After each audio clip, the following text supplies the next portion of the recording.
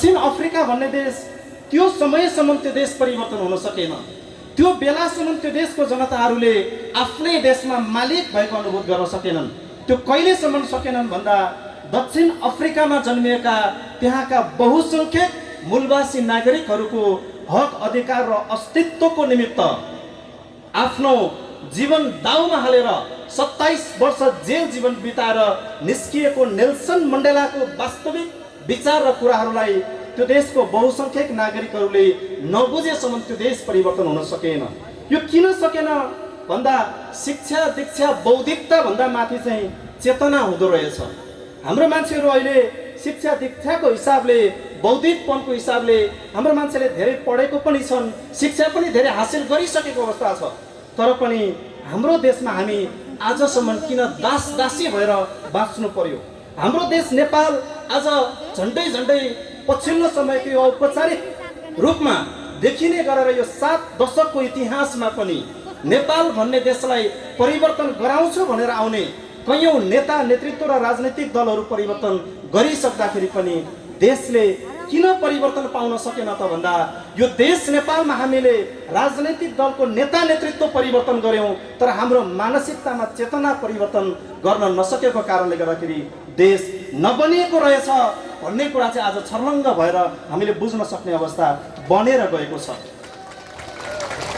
महामानव डाक्टर गोपाल गुरुङज्यूले हामीलाई त्यो चेतना प्रदान गरिदिनु भयो। शिक्षा दीक्षाको ठाउँमा प्राथमिक रूपमा मानिसको हृदयभित्र चेतना भयो भने गर्न सक्छ भन्ने कुरा देखाइदिनु भयो। हामी भर्खरकै जल्दोबल्दो एउटा उदाहरण लिगौँ। हाम्रै देश नेपालभित्रबाट पश्चिम नेपालको बागलुङ जिल्लातिरबाट सङ्घर्ष गर्दै अगाडि बढिराखेको एउटा मङ्गोलको छोरा झन्डै 2045 साल ताका नेपालमा एसएलसीमा बोर्ड फर्स्ट भएर एसएलसी उत्तीर्ण गरेको एकजना मङ्गोलको छोरा मनभित्र पढ्ने उत्कट चाहना बोकेर यो देश नेपाल परिवर्तन गर्नको निमित्त बौद्धिकताको खाँचो छ भन्ने उत्कट चाहना बोकेर संसारकै समृद्धशाली मुलुक भनेर चिनिएको देश अमेरिका पढ्नको निमित्त अमेरिका देश लाग्नुहुन्छ। अर्काको देशमा गएर सङ्घर्ष गरेर झन्डै 15 वर्षको अध्ययन सकेर विश्वकै सर्वोत्कृष्ट पुरस्कारबाट विजेता भएर उहाँ चाहिँ संसारमै नाम कहलिएको एउटा वैज्ञानिक बनेर संसारकै विकसित मुलुक अमेरिका देश त्यागेर हाम्रै जस्तो नेपाल बनाउनु पर्छ भन्ने उत्कट चाहना बोकेर नेपाल भन्ने देशतिर फर्केर आउनुहुन्छ झन्डै 55-60 सालतिर। त्यही समयमा 55-60 सालकै समयमा नेपालको शिक्षा दीक्षामा +2 पास गर्न नसकेर आफ्नै भाइ भागाहरूको सहयोगमा पैसा कमाउने लालच बोकेर एकजना आर्य नस्लको आर्यनको छोरा अमेरिका भन्ने देशमा पैसा कमाउनको निमित्त पुग्छ। त्यसको करिब 15 वर्ष पछाडि पैसा पनि कमाउँछ, आफ्नो मान सान नाम सबै कुरा राख्नको निमित्त पैसा बोकेर नेपाल भन्ने देशमा आइपुग्छन्। आइपुगिसके पछाडि उसभित्र चाहिँ बौद्धिकता धेरै थिएन, ज्ञान धेरै थिएन, तर उसको मस्तिष्कमा चेतना भएको कारणले गर्दाखेरि ऊ चाहिँ नेपाल आइपुग्ने बित्तिकै के थाल्छ भन्दा अब हाम्रो अस्तित्व कायम गर्नको निमित्त हाम्रो मस्तिष्क भएको कुरा लागू गर्नको निमित्त हामी चाहिँ ज्ञान शिक्षा बाँड्ने होइन राजनीति गर्नुपर्छ भनेर 55-60 सालतिर +2 पढ्दै नेपाल छोडेर अमेरिका पुगेको एउटा आर्यनको छोरा नेपाल आएर राजनीति सुरुवात गर्छ। अनि 45 सालतिर देश बनाउँछु भनेर नेपालमै अब्बल साबित भएर चाहिँ अध्ययन गरेको एउटा व्यक्ति देश बनाउनको निमित्त अमेरिका भन्ने देशमा पुगेर वैज्ञानिक बनेर नेपालमा आइपुग्छ र ऊ चाहिँ आफ्नो शिक्षा दीक्षा बाँड्न थाल्छ। अन्ततोगत्त त्यसको करिब 2 दशक पछाडि 2080 सालको समयमा +2 पास गर्न नसकेको आर्यनको छोरो माथि बसेर म तिमीलाई दिन सक्छु, तिम्रो माग म पुरा गर्न सक्छु भनिराखेको हुन्छ। अनि संसारकै सर्वोत्कृष्ट पुरस्कारको विजेता मङ्गोल नस्लको एउटा व्यक्ति चाहिँ लु न हजुर मलाई नेपालको बजेटको कुल विकास बजेटको नामबाट आउने 1% रकम चाहिँ इन्भेन्सन सेन्टरको नाममा दिनुपर्छ भनेर हात थापेर रातको 12 बजे काठमाडौँको सडक पेटीमा चाहिँ चप्पल लगाएर चिउरा र दालमोट खाएर हाम्रो मान्छेहरू चाहिँ हात थापेर मागिराख्नु पर्ने एउटा परिस्थिति निर्माण हुन्छ। यसले के देखायो भन्दाखेरि हाम्रो मान्छेहरूलाई चेतनशील हुन सिकाएन, हाम्रो मान्छेलाई बौद्धिक बनिनुपर्छ भनेर घमण्डी बौद्धिकपनमा अगाडि बढ्नको निमित्त प्रेरित गरायो। बाहुन क्षेत्रीहरूमा चेतना भएकै कारणले गर्दाखेरि बौद्धिकता शिक्षा दीक्षा भए पनि नभए पनि चेतना हाम्रो मस्तिष्कमा छ। यस कारणले गर्दाखेरि हामी अगाडि बढ्नुपर्छ भनेर लागेको कारणले गर्दा बाहुन क्षेत्रीको छोरा अघि भर्खरै पूर्वका साथीहरूले निकै लामो आफ्नो व्याख्याको क्रममा भन्नुभयो, हिजो +2 पढ्न छोडेर अमेरिका पुगेको एउटा क्षेत्रीको छोरा रवि लामिछाने सडकमा आएर म तिमीलाई दिन्छु भनेर भन्छ। हिजो 45 सालका एसएलसीमा बोर्ड फर्स्ट भएर अन्तर्राष्ट्रिय पुरस्कार विजेता भएको महावीर पुन हात थापेर मलाई दिनु पर्यो हजुर भनेर माग्ने ठाउँमा पुगिराखेको अवस्था छ। यो यसले के प्रमाणित गर्यो भन्दा बौद्धिकता शिक्षा भन्दा माथि चेतना हुँदो रहेछ भन्ने कुरा प्रमाणित गर्यो। अब हाम्रो देश नेपाल त्यो दिनसम्म बनिँदैन। हेर्नुहोस्, जुन दिनसम्म हामी बौद्धिक मान्छे र शिक्षित मान्छे उत्पादन गर्ने नाममा स्कुल कलेजको युनिभर्सिटी मात्रै धायौँ भने हाम्रो देश नेपाल नबनिँदो रहेछ। किनकि हाम्रो समुदायबाट पढे लेखेका ज्ञानी मान्छे कयौँ मान्छेहरू निर्माण भएर गइसकेका छन्, तयार भएर गइसकेका छन्। अब यो देश नेपाल बनिनको निमित्त महामानव डाक्टर गोपाल गुरुङज्यूले देखाउनु भएको चेतनाको बाटो चाहिँ पक्रिनु पर्ने बेला आएको रहेछ। त्यो चेतनाले मात्रै के कुरा स्पष्ट बनाउँछ भन्दाखेरि दक्षिण अफ्रिकाको समग्र त्यहाँको 88% नेग्रो मूलवासीहरूले देश परिवर्तन हुनको निमित्त नेल्सन मण्डेलाको पछि लाग्नु पर्ने रहेछ भन्ने कुरा बुझेकै दिनबाट दक्षिण अफ्रिका मुक्ति हुने अभियानमा चाहिँ अगाडि अग्रसर भएर गएको थियो। हाम्रो देश नेपालले त्यो दिनसम्म आफ्नो देशलाई पनि मुक्त गराउने र हामी पनि मुक्त हुने बाटो त्यो दिनबाट सुरुवात हुन्छ जुन दिन तपाईले सबै कुरा छोडेर महामानव डाक्टर गोपाल गुरुङज्यूले जन्माएर छोडिदिनु भएको यो मङ्गोलवाद दर्शनले मात्रै देश परिवर्तन हुन्छ। नेपालको वास्तविक राजनैतिक लडाई भनेको मङ्गोल भर्सेस आर्यनको रहेछ भन्ने कुरा चेतना तपाईँको मस्तिष्कमा परेपछि मात्रै देश परिवर्तन हुन्छ। यस कारणले गर्दाखेरि म सम्पूर्ण उपस्थित आदरणीय आमा बुवा दाजुभाइ तथा दिदीबहिनीहरू यहाँहरूप्रति म सादर अनुरोध गर्न चाहन्छु। आज महामानव डाक्टर गोपाल गुरुङज्यूको यो 7औं स्मृति दिवसको अथवा 7औं स्मृति सभाको अवसर सँगसँगै उहाँको हामीले शालिग अनावरण कार्यक्रम गरिराखेका छौँ। संसारको त्यो कुनै पनि देशहरू जुन देशको महान व्यक्तिहरूप्रति न्याय नदिलाएसम्म त्यो देशले परिवर्तन पाएको कुनै देशको पनि इतिहास छैन। चाहे त्यो तपाईँले दक्षिण अफ्रिकाको हेर्नुहोस्, चाहे तपाईँले त्यो अमेरिकाको नै किन नहेर्नुहोस्, अथवा उदाहरणको निमित्त महामानव सिदाहा बुद्धको निधन पछाडि उहाँप्रति न्याय गर्ने पुस्ताको जन्म भइसकेपछि मात्रै महामानव सिदाहा बुद्धको दर्शन संसारभर फैलिएर चाहिँ संसार विकास निर्माणको चरणमा अगाडि बढेको इतिहास हामी देख्न सक्छौँ। हाम्रो देश नेपाल पनि यस्तै हो। यो देश नेपालभित्र हाम्रो निमित्त यत्रो त्याग गरेर लडिदिनु हुने महान व्यक्ति महामानव डाक्टर गोपाल गुरुङज्यूप्रति अघि नै प्रवक्ता साथीले जोड्दै हुनुहुन्थ्यो।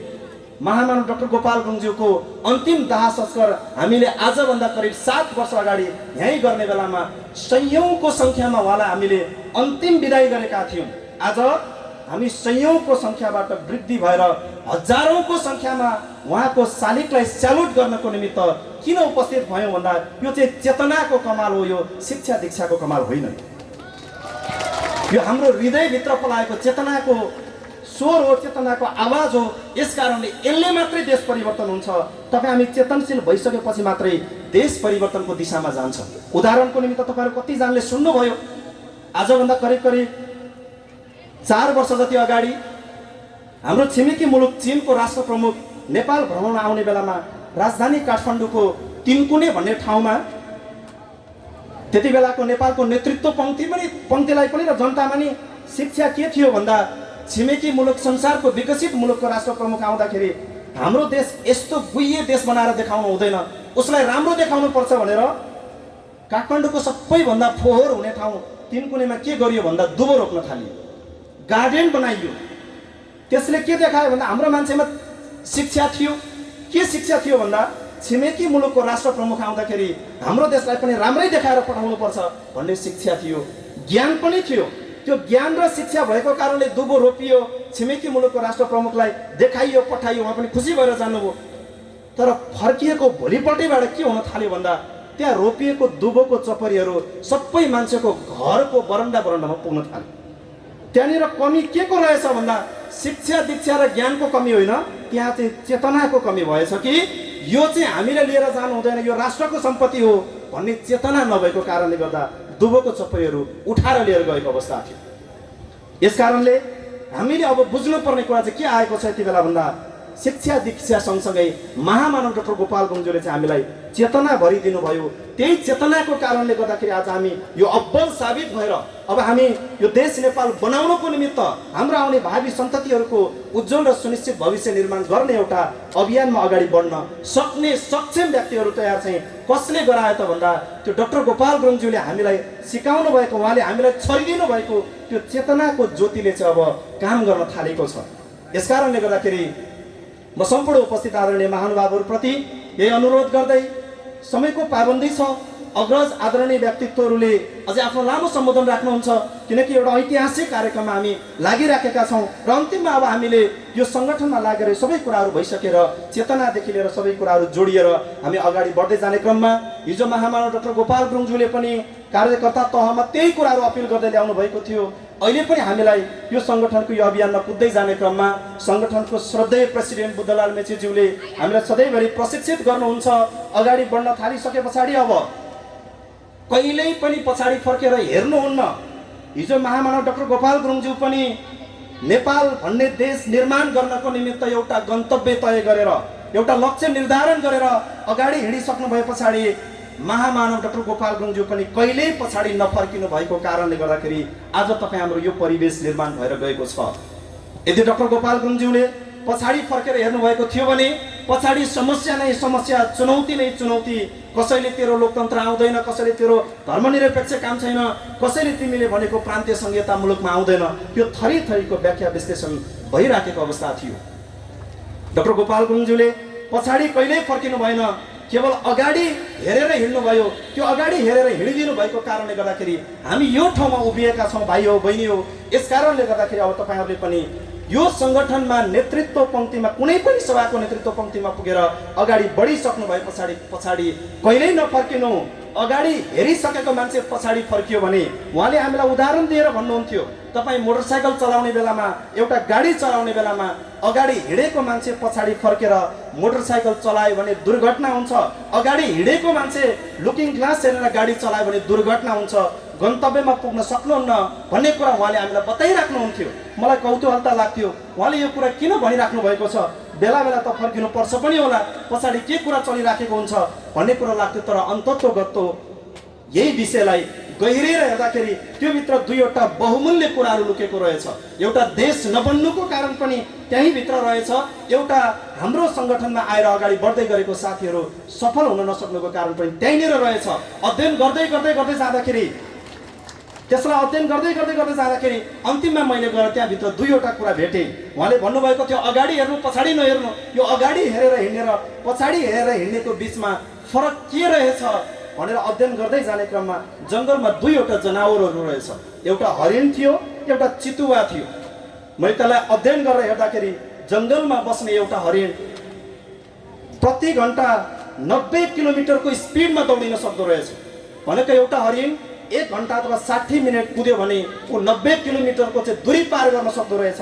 फेरि त्यहीँनिर एउटा चितुवा 1 घन्टा दौडियो भने जम्मा 60 किलोमिटर मात्रै दौडिन सक्दो रहेछ।